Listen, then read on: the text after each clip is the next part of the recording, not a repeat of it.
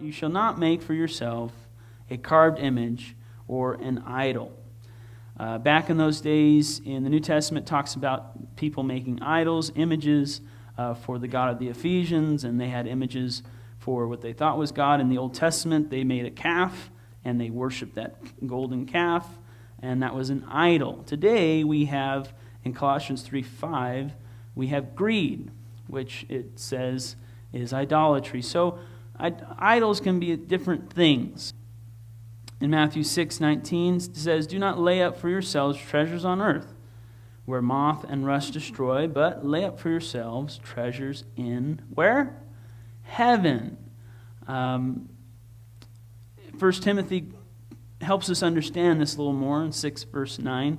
How, and you want to be careful here, because just because somebody's rich does not mean that they are an idolater, right?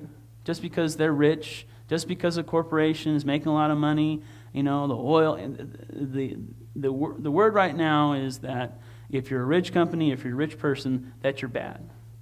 And that's being thrown out in the political world, and it's just not true, okay? It says here that the love of money is a root of all kinds of evil. And those who desire to be rich fall into temptation and a snare. Just because you're rich doesn't mean you fall into temptation. Okay? But you can. And God says that it's hard for rich people to enter the kingdom of God. Why? Because they feel like they're in control of their life and that they don't need God. Right?